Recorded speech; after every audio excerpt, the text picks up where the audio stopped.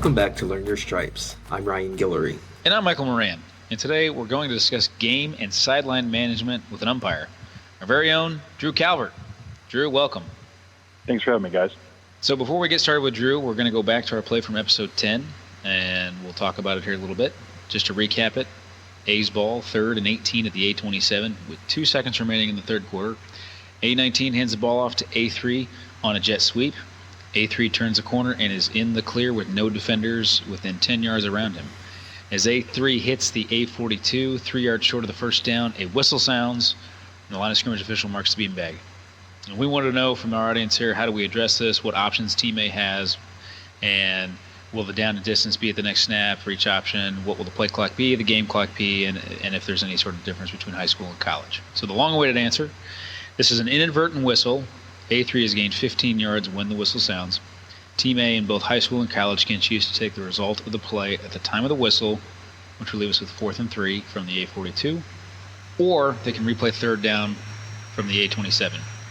Chances are they're probably going to replay the down, but the coach does have the option. If they replay the down, time will have expired. We'll have one untimed down. It'll be 3rd and 18 from the A27 with a 25-second play clock. Of course, if they were to take the result of the play, we would head to the fourth quarter and go from there. 25-second clock, and the game clock starts on the snap. As Michael mentioned, we're joined today by Drew Calvert. Drew is our umpire on our high school crew. He's also worked some college in the past. And he's also had a side career along the way as a lacrosse coach. When we're trying to think of an episode where we could have a coach on to discuss interactions between coaches and officials, we thought about getting a current coach, but we thought there might be some conflicts that could arise there and didn't really want to deal with that. And then we thought among ourselves that we have somebody who's sort of worn both hats along the way. So we appreciate Drew for joining us. It gives us good insight to have somebody who's been on, I guess, both sides of the line as it might go there. But also, we're just really looking forward to having a good conversation with our friend here. So, Drew, welcome, and I'll pass it back to Mike. Thanks, Ryan. Drew, pleasure to have you on. The first year Drew and I have met, worked together in high school crew, and I think we've gotten along spectacularly, hit it off really well, and I love working with you on the field. So I'm glad you're part of our podcast tonight here. Do you want to tell our audience a little bit about yourself? Yeah, absolutely. This is the first year Michael and I got to meet. Again, my name is Drew Calvert. I'm an umpire for the IHSAA. This will be my 9th season. I've worked high school ball, did a little bit of Heartland applicant work, but then, like the guys have kind of alluded to, I took a 3-year hiatus from officiating, and I started coaching lacrosse. I know a lot of people might be asking why in the world would they have a lacrosse coach on. I know Ryan kind of hinted to trying to keep away from the conflict, but I will say something that we kind of talked about and kind of realized in our conversations was how officiating lacrosse and officiating football, the sideline interactions, the flow up and down the field, the interactions with that sideline can be very similar. So we kind of brainstormed some questions and brainstormed some ideas like that.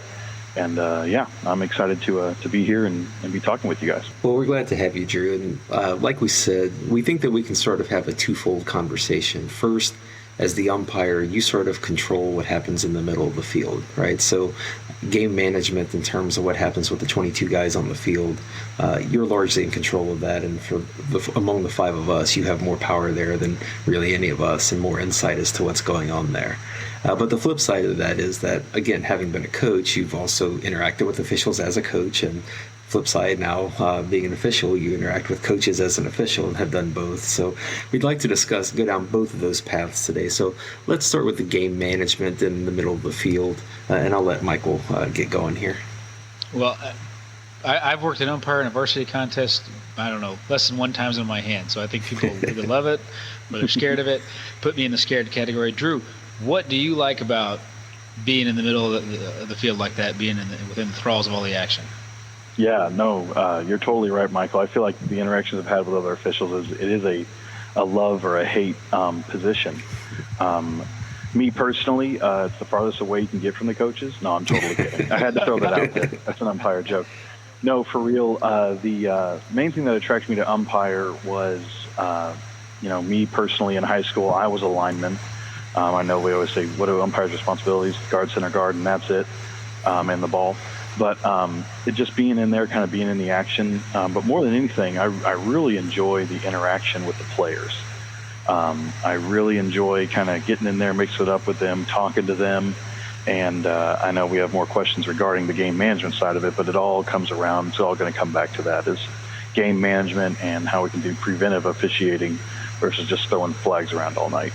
Drew, I know that you started taking a beating so far this season in the middle of the field. And number one, we respect you for it. Number two, I appreciate that it's you and not me. Number three, I'm glad that you've not gotten seriously injured. Obviously, that's first and foremost. Sure. So we're grateful that it's something you've been able to bounce back from. But Drew, have you kept a running count of how many times you've been hit so far this season?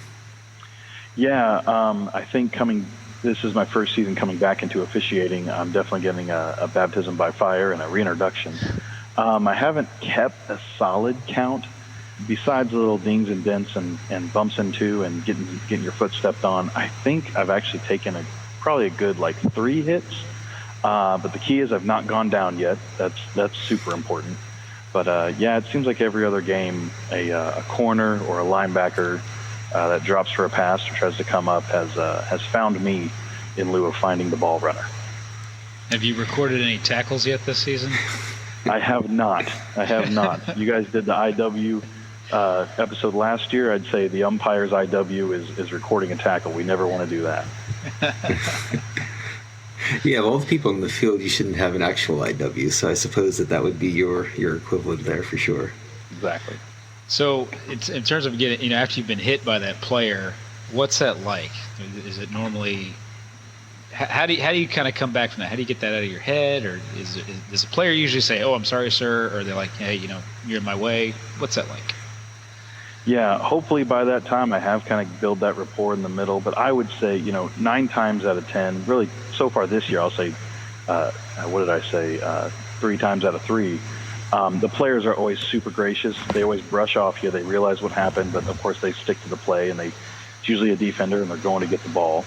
And then they immediately whip around and make sure that I'm okay and say, "I'm sorry, sir," or they usually will accidentally say, "I'm sorry, coach," or ref, or blue, or whatever it is. But yeah, guys in the middle there, they get the game, they communicate with me, and if they do run into me, they're usually very gracious and quickly trying to make sure that I'm okay. And of course, in terms of snapping back from it, you kind of, if it's on the arm, you give the arm a little twist, or if you got your toe stepped on, you kind of give it a little shake. But being in there in the action, that's where the adrenaline's at, and it's pretty easy to snap back into your, I got to get the ball, I got to make sure it's placed correctly, I got to get my count, and you're just going right into your pre-snap routine. How do you build that rapport with those players? I mean, when you're not getting hit, how do you keep that communication with them? Where do you draw that line between being either professional or too friendly, or where do you find that? Yeah, I would definitely say, again, coming off of coaching and being around a lot of high school kids, my rapport has changed. I'd say probably before coaching, I was maybe, I had a lot of great umpire influences and guys both at the college level and the high school level who have invested a lot of time in me as a young official. And the consistent amongst all of them seemed to be, try to get the first names of your centers, both teams. Try to get the first names of your centers.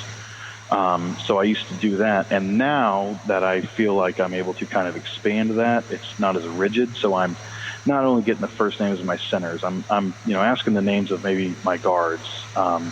If the offense is all huddled up, maybe I'll grab the name of a nose tackle or a middle linebacker who I'll be in the way of, all game long. So just getting to know their names, it not only allows me to kind of build that rapport, but it also lets them know, like, I'm going to be watching.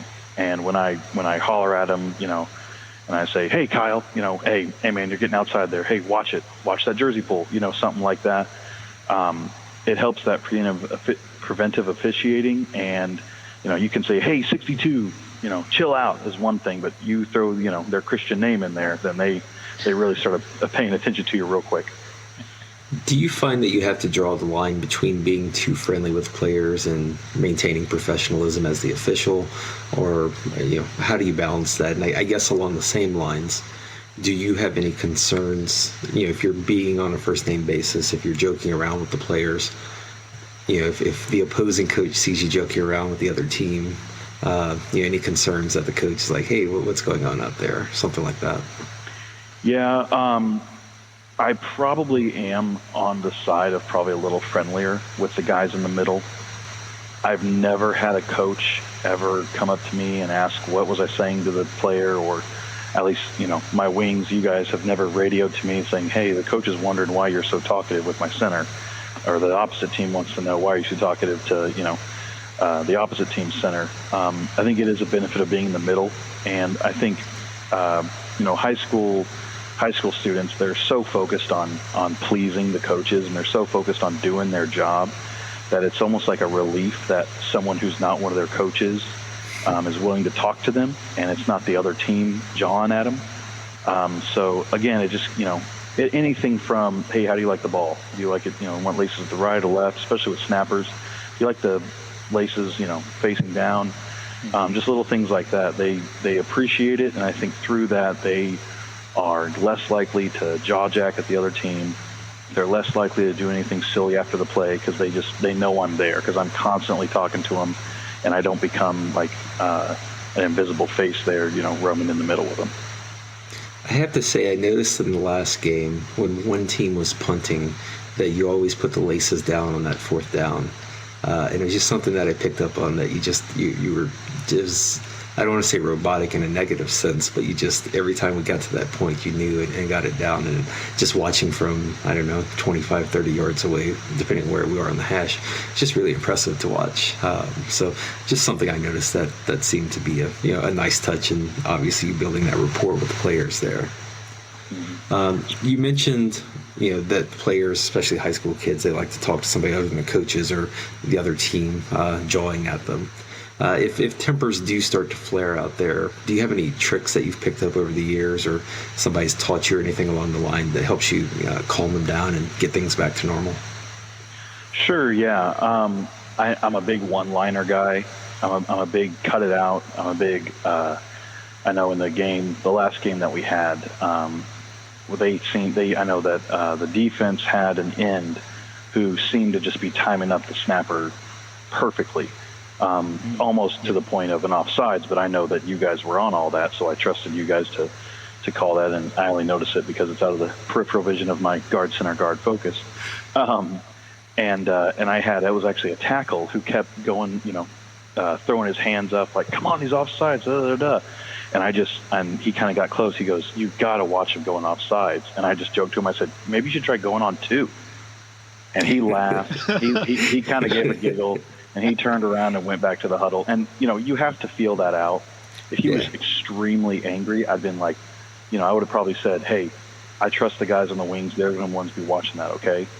Not saying, hey, it's not me, but just reinforcing that we, the officials, are working as a team. But in that case, like, I could tell it was lighthearted. We'd had some conversations throughout the game. And when I said, why don't you try going on two, knowing that he has zero input on, the play call, or, that's us linemen. We know we have zero input on anything, so when we joke around like that, it quickly defuses the situation. I'd say another trick that I like, especially if JP sometimes will see something and he'll need to shut it down on the line, but then, he hollers at somebody, one of the linemen, and then they have to walk up to me standing over the ball. And I usually will make the joke. I'm like, all right, who made Dad mad? And that gets them to laugh, and that defuses the situation. And some of them kind of look at me with a strange eye. And I go, yeah, the shiny white hat, he's in charge. And they're like, oh, okay.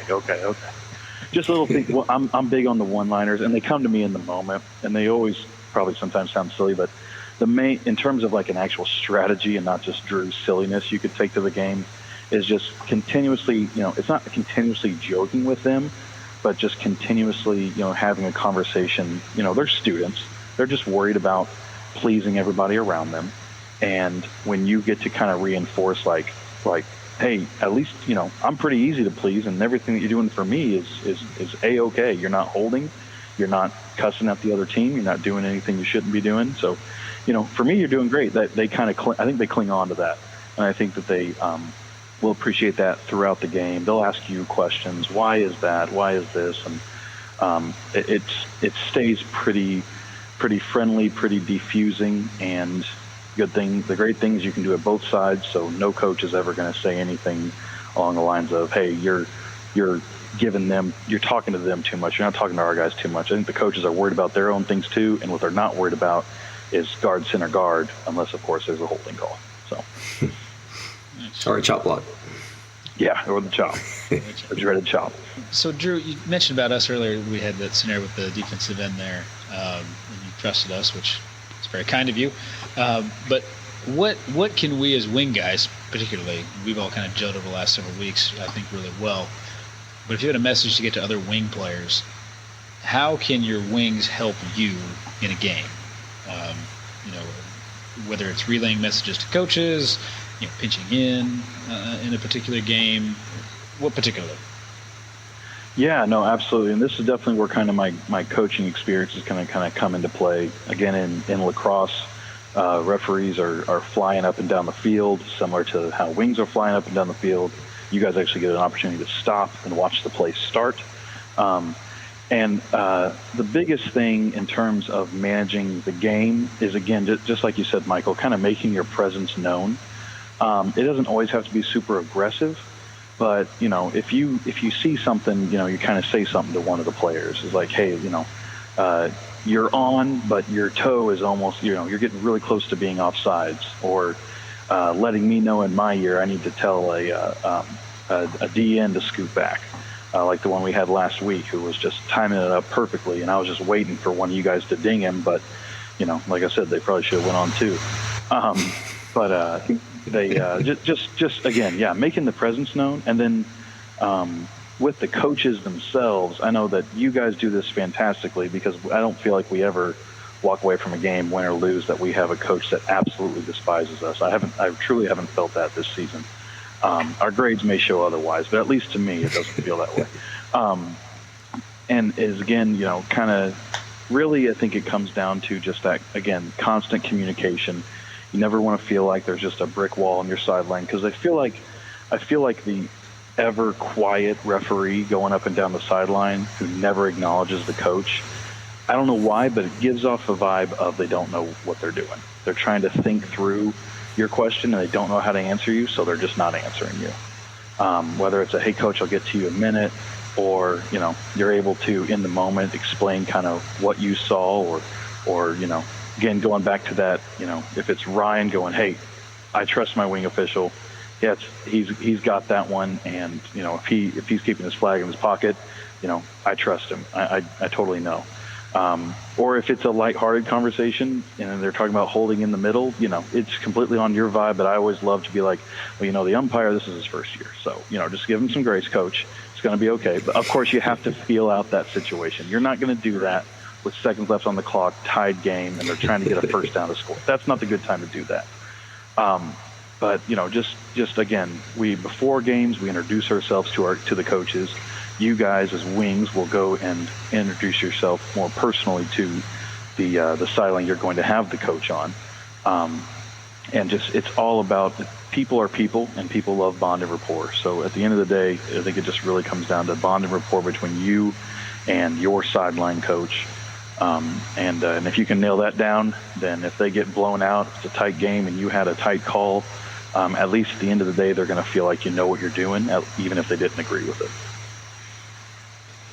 Jude, have you picked up any tricks over the years to keeping a game flowing? I know obviously you're setting the ball, so you have more control over pace of play than any of the rest of the five of us. Just in terms of setting a ball, penalty enforcement, those types of things.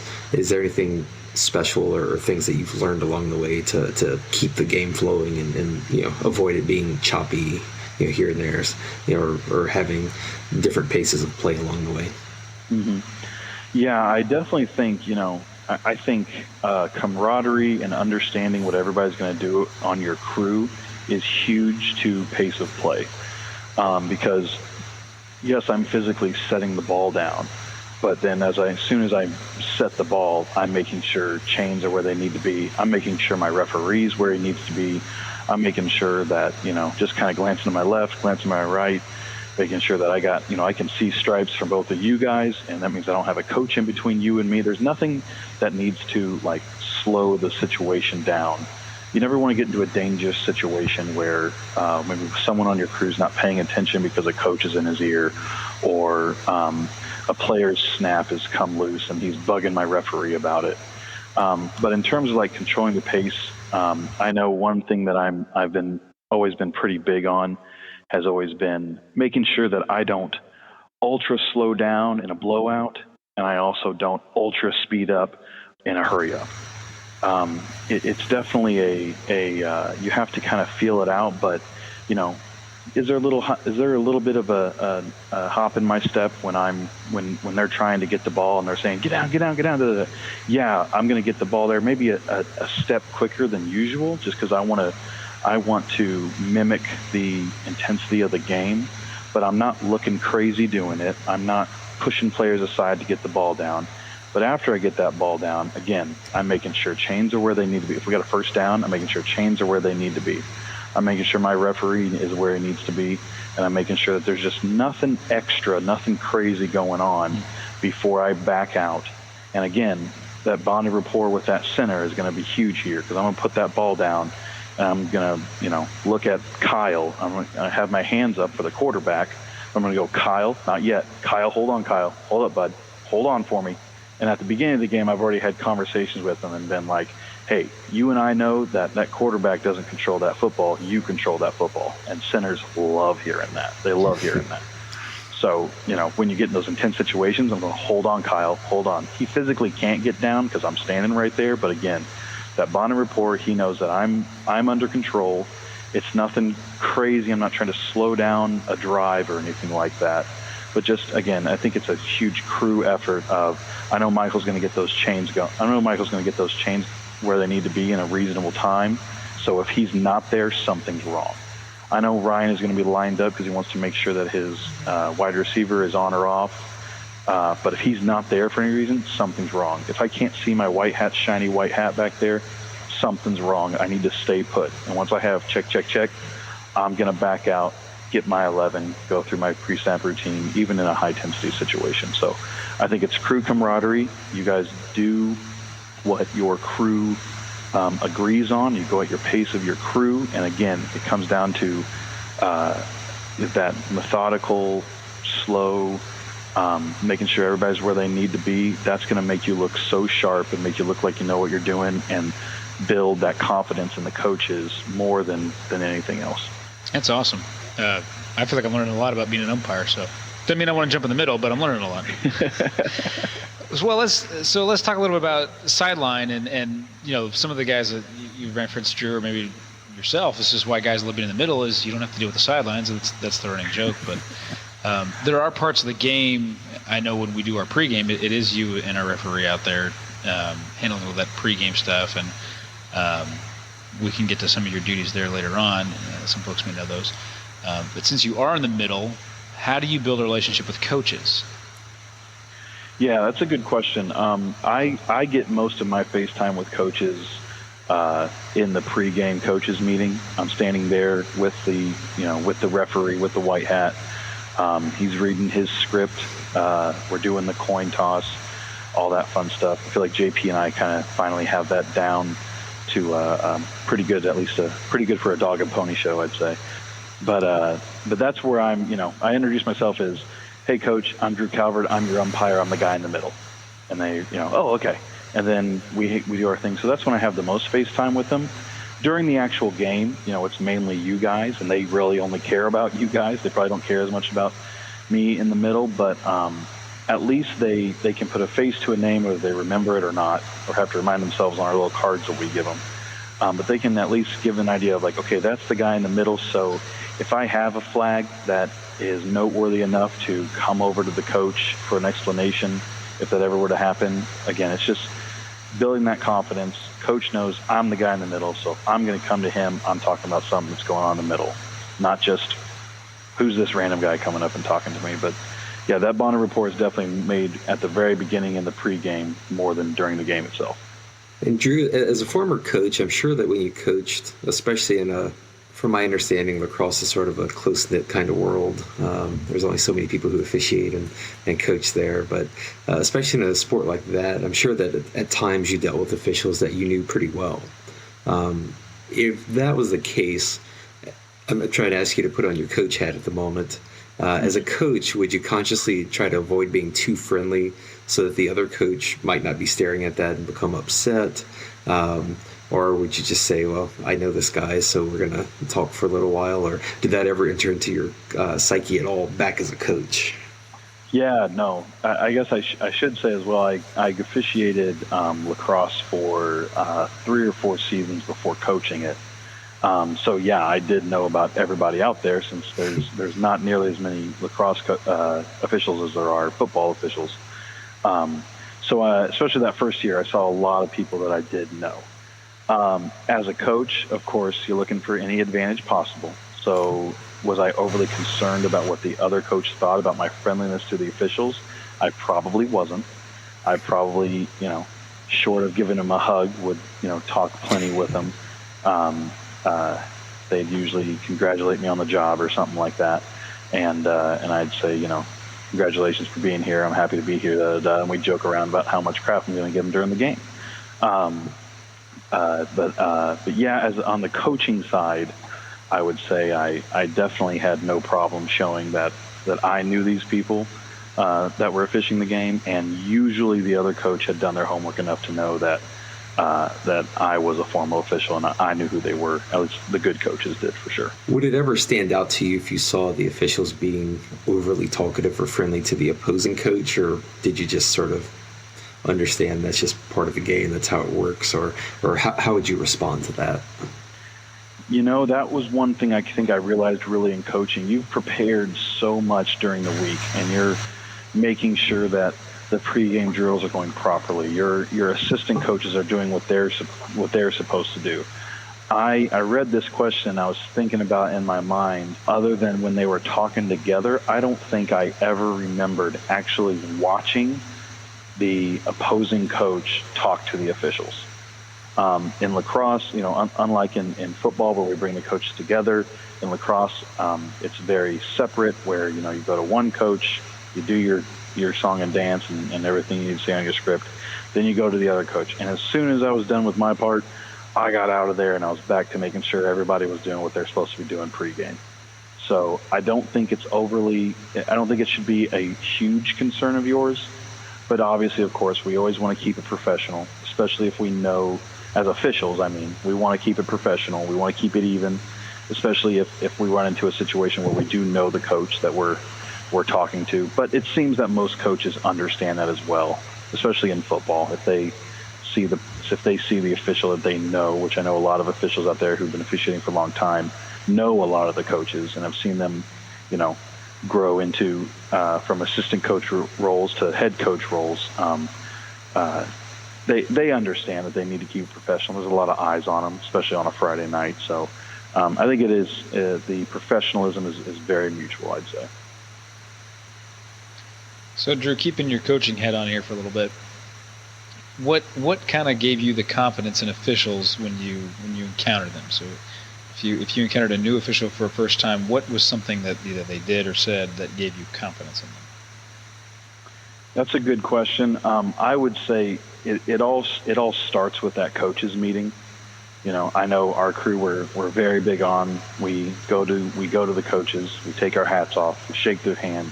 We introduce ourselves. Hi, Coach. I'm Drew Calvert. I'm the umpire. I'm the guy in the middle. They get a little laugh out of that, and they move on to everybody else. And so I think that starts it. And then during the game, like I said, it's that constant communication, not stopping the game to talk to me, but if especially primarily on a questionable call, getting some sort of a, hey, Coach, I'll get an explanation for you, or Coach, I had nothing there. Yeah, so just that constant communication, as well as, coaches understand, at least they should, especially at the varsity level, coaches understand what's a ticky-tack call, and I'm yelling out to make you aware of, and what is like, hey, I need an answer on that right now, or I need an answer on that. Why in the world? I disagree with that wholeheartedly. Besides, watch the hold. Hey, 57's holding. I'm just trying to draw your attention to something, that I'm seeing. But I'd say the biggest thing on the coach's side as well is consistency. seeing a consistency. In lacrosse, it's very flowy. It's like basketball. Everything's flowing up and down, so that consistency is a lot more prevalent to see than maybe in football. But I'd say especially on, when you got passes and you got DPI calls or OPIs, when you got holdings in the middle, just seeing that consistency of like, okay, if he pulls his if anybody pulls a jersey, Drew's throwing a flag. But if Drew throws a flag on pulling a jersey at the beginning of the game, and then because it's a close game, he's starting to let things go at the end, as a coach, that's starting to tell me, okay, Drew doesn't have the confidence to handle this situation. He is scared of this situation, so he's pulling back. He's keeping his flag in his pocket, and he doesn't want any part of this. So just consistency, and again, that's a crew thing. I think that's a crew confidence thing.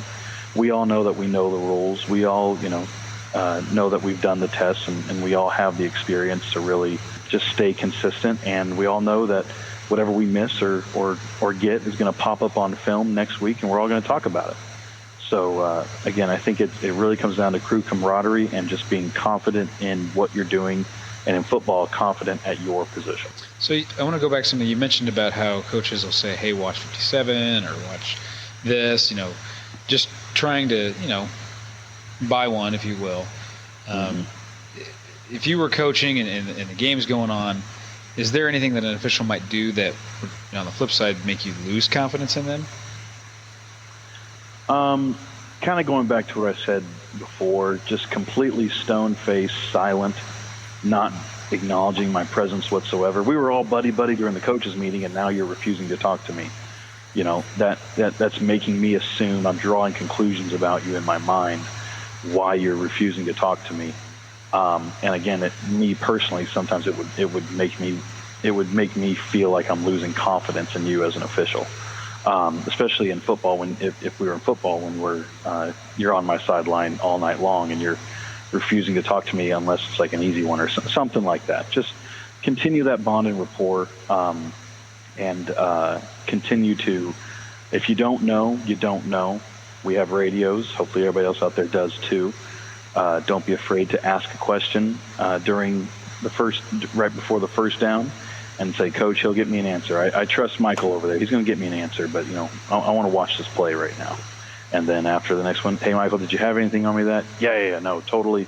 An arm bar over there, and he got closer and closer, and finally I saw that he officially did it, and I was fit in the category, something like that. And I turned to the coach, okay, this is what he said. And the coach is going, oh, okay, these guys are on it. They're talking to one another. This is not just a guy on an island kind of making up things as he goes along. Nice. So, just all about that confidence.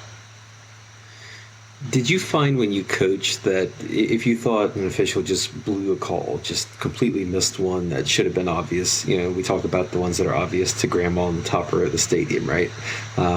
If you felt that an official missed something like that, did your background as an official make you less likely to get angry? Or I don't know if you would ever blow up. I mean, maybe you did. I never watched you coach, but I don't know. It seems like a stretch from what I know. I've known you for quite a while, but did you find that your officiating experience would ever be like, all right, people miss things or this happens, and keep you calmer, or did that just not come into play, or would it be more situation dependent based upon what happened?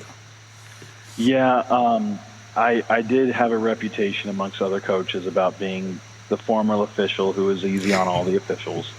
I got told that all the time, and they'd joke around and say, when are you finally going to blow up on the referees like we do? But I'd always answer, hopefully never. Not to say that there's probably some lacrosse officials out there that probably disagreed with that. I'd say on huge blown calls, I would let them know. And I would probably use terminology like we use as officials that would definitely get their attention. Like, saying something like, Rick, you had to throw that even though it's not in your primary. You had to throw it because you knew he was wrong. And he'd turn around and he'd be like, stop it. Just immediately shut me down. And then I'd leave it alone. But yeah, just I did understand. And I was big on just pulling referees aside and hey, so you didn't call that. What'd you think on there? versus like, oh my gosh, you totally missed that slash. You heard the ding off his helmet. I was definitely probably a lot nicer, and I kept it compacted, probably more than the other coaches did, I'd say. Going back on something you said just now, you talked about an official who might come to you and say stop it. I always get concerned, right? I do basketball, I do football, right? So there's times either way where you have to just say, stay in the box, whatever, or sometimes just we're done. We're not having any more conversation on that. I've got to pay attention to what's going on. But I also, on the flip side, every time that happens, I'm like, well, the coach is already angry at me or at us for some reason, right? Real or imagined, whichever it is. And if my next words are stop it or no more of that, I often sometimes feel like that's going to set them off as well, or just further fan the flames. So, is there some strategy that, I don't know, as somebody who's been on both sides of the line there, that when you get to the point where as an official you just have to be done with the conversation, that might be a good way to diffuse that you've learned, or are we still kind of trying to think through solutions there that none of us have quite gotten to yet? Yeah, I would say, we talked about this question kind of before recording a little bit, and I can't think back and remember this. I'm not sitting here years later seething on that one time that that the referee told me to shut it down or to stop asking coach. I would, these are intelligent guys. These are guys that have a lot of eyes on them, literally, physically and mentally. So they know I think most times they know when they cross the line. A great time, I would say, to practice your sideline and your coach interactions is definitely going to be on JV and freshman games. And will really put your patience to the test is those of you out there who do the Little League games. But it really is. It's great coach and sideline management. And it's very simple. If they ask you a question and you feel like they asked you a question, they didn't make a statement. Those are different things. They asked you a question, even if it was kind of, energy or emotional question to you. Giving them an answer, because hopefully you have one, is great. And then if they just keep badgering you, just like Ryan said, Coach, I'm done with this conversation. I need to focus on this so nobody gets hurt. And you lock in. And usually I'd say that shuts it down. If they come out, with a question, you just say, Coach, stop talking, or Coach, get back in the box, or you may diffuse that situation. You may infuse it a little bit as well. I don't know if that's the right term or not, but I'm going to go with it. Sure. You may ramp it up. So you just gotta know your sideline and have that constant communication with the coach of like, Coach, I understand Coach, I understand what you thought there. I didn't have a hold there because they both went down sideways because on Saturdays at the Little League, they're trying to balance their helmets on their heads, so they both just kind of fell over. That's not a holding, Coach.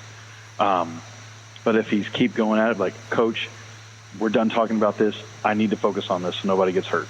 There's no argument for that.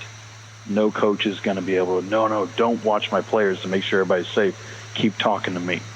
So that's been one of my favorites on the sideline, and I find it extremely useful for those JV freshmen or under games. So, Drew, in a scenario where you felt like you had an official who might have missed a call,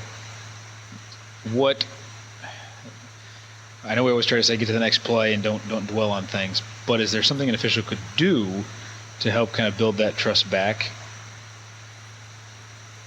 That's a good question. I know coaches out there will think that referees will throw a flag for a makeup penalty that they shouldn't have thrown on their team or something like that. I would say, I know with confidence, at least amongst all the officials listening to this podcast, that that's not the case. I think it really just comes down to being consistent and being confident, because confidence literally is key, and those coaches are going to believe you know what you're doing when you're telling them, like, hey, I had nothing there, Coach. This is what we're doing. This is what we're doing next. This is how we're moving on from it. If it is a huge blown call, in their opinion, if it's a massive blown call, You can even throw out the coach. I may have missed it, I may not, but I had nothing there. So again, I need to focus on this play, and then we lock back in. So I think our games run at such a large pace that coaches aren't going to hold on to anything too much, because by the time they get done thinking it through, it's second down, it's third down. They need a first down. They need to know what play's going in. Is everybody doing the right thing? Again, they're thinking about 1,000 other things. They only have so much time to really worry about you. So you just talk to them with confidence. They are confident in your abilities, and they're going to move on to the other 1,000 things going through their heads. Drew, there's been times where I've used, and I'm not the only person who's ever done this, but I've used the phrase, "Coach, that's not what I saw, but if it happened as you say, then I missed it," something like that. Would you want to hear an official possibly say that they possibly missed something, or would you prefer for them to say, "No, I did not see that on that play," or do you have an opinion one way or the other on that? Because I'm always somewhat cautious in having that phrase come out of my mouth, but there's times where it diffuses a tense situation to say, "Look, I had a different angle, but if what you say happened, then I missed that, and I'll get it next time." Exactly. Yeah. They say situations are situational. In some cases, that is a great line because it could be the truth. In other situations, I'm probably not going to use that. Super heated situations, close games, you feel like that bond and rapport is fractured for some reason with your sideline. I'm probably not going to throw that one out there, but on the complete reverse of that, early in the game, I feel like Coach and I have been talking, Coach has been talking well, asking good questions to me, asking questions, not making statements at me. I think you just feel like, Coach, I didn't see it like that, but I very well could have missed it. But I'll keep my eye on 95 or whatever they're pointing out to.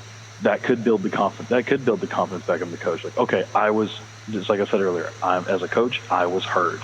Now I'm going to move on to the 100 other things that I was worried about. So again, it's just all coming back to that confidence, knowing your situation, and just being in that moment and knowing what the game moment is, and knowing what your confidence with the coach is. Stepping back prior to the game, would your planning ever change as a coach if you had an official that, well, this guy calls everything or is overly strict, so you might take some more chances or be a little bit more aggressive to try to get the calls versus someone who the whistle never goes near their mouth, the flag never comes out. There's got to be a player murdered on the field, more or less, to get some kind of call. Would that ever factor into your planning, or was your planning just solely based on these are the strengths of my team, this is what the other team does? Is it more team specific, or would the officials ever come into play? Sure. My short answer would be probably no. I think in most situations, the head coaches at least probably don't know who's officiating their game until they walk up to them on a Friday night during the pregame. Some coaches maybe out there, I wouldn't put it past that. Maybe some coaches are out there and understand who J.P. Patterson's crew is and understand that he's going to have, it's a home game, he's going to have Ryan on his sideline, and Ryan leans this way on certain calls. That would be the most impressive thing I've ever heard or seen. Because again, those coaches, they have a full week of practices to prepare their team to combat their opponent. So what are they going to do? They're going to spend most of their time watching film on the opponent. They're going to be sizing up, what tools do I have on my roster to defeat the tools that they have on their roster. That's what they're mainly worried about. But I can only speak in my experience, and with my experience, again, I didn't know who was officiating my game until I got the pregame email, or in some situations until they walked up and talked to me during the actual pregame itself. So no, I wouldn't lean one way or another or change my coaching strategy based on who the officials are, because I'm so stinking worried about these 16 to 17, 18-year-olds doing what they need to be doing. So talking about with the players and what they're doing, if you ever saw a player kind of get upset with an official, How did you handle that situation? I would say this was probably an oversensitive subject for me. I made it very clear very early on in my coaching tenure that no one talks to the officials except for me. I told my assistant coaches no one talks to the officials except for me. I would even throw out the line of, if you're talking to the officials, you're not doing your job. I had one offensive coach and one defensive coach, so it was real easy. If you're talking to the officials, you guys are not worried about what you need to be worried about. You let me worry about the officials. They knew my background. They knew that I was going to be the best person to talk to them anyway. But, yeah, I would say early on, I made it a very kind of strict policy that no one talks to the officials on the field. And if you do, you were getting pulled out and getting some reduced play time pretty quickly. Maybe that might not be everybody, but that was definitely a policy I had into play because it obviously was a little bit more of a sensitive situation for me. Sounds like we need to have a rule book change. Maybe we write that in there. We can include it in the pregame script. There you go. Well, Drew, we'd like to thank you for joining us once again. We appreciate your insights into your work both as an official, primarily as an umpire, and on a personal note, I know Michael and I and the rest of the crew, we're thrilled that you're back with us this year and look forward to working with you going forward even more. But we appreciate you taking the time tonight to join us. I found this to be a very helpful conversation and giving us good insight into both the coaching aspect of it, the officiating aspect of it, and you being one of the unique individuals who can speak to both. Yeah, no, thank you guys so much for having me. It's been a fantastic season being back with the old crew, seeing a new face in Michael, and I think I'm looking forward for the rest of the season being next week, and then of course the wishes of going as far in the tournament as we can. Absolutely. Well, again, thank you, Drew, and we want to thank everyone for joining us once again for this episode of Learn Your Stripes. Next week, we'll discuss physical preparation for each game and during the off-season, as well as tips for the back judge position with a special guest. We feel the back judge position is an area where we kind of gloss over all the time because, boy, Michael and I sure don't have a lot of knowledge of that spot. Like I said, I don't like being in the middle. So we're going to bring a back judge on and have a good conversation that hopefully will help those of you who we've unfortunately probably disappointed a bit over the first 10 episodes for not having much back judge insight. But before we get there, though, as always, we'll leave you with a play to consider. Okay, 2nd and 5 for A from the B 35-yard line. A1's legal forward pass is deflected by B1 at the 40-yard line. Lineman A55, who was an ineligible receiver when the ball was snapped, catches the ball at the B 37-yard line and runs to the B 25-yard line where he is tackled. And again, as always, we want to know your ruling, down, distance, game clock status, play clock status, and if we have any differences between high school and college. We'll discuss that play at the start of the next episode. In the meantime, if you want to let us know what your ruling would be, or if you have any questions or feel we made a mistake, please email us at learnyourstripes@gmail.com. You can find all episodes or obtain an RSS link to directly download all episodes into your app of choice at learnyourstripespodcast.com. Please also follow us on Facebook at Learn Your Stripes Podcast and on Twitter at LYS_podcast. If you enjoy the podcast, please rate us 5 stars and leave a review on your app of choice. You can also find us on the app Discord, where we'll have ongoing discussions of rules, mechanics, and play scenarios, with separate channels for high school and college discussions, as well as the plays of the week. We'll see you back here next week. In the meantime, keep learning your stripes.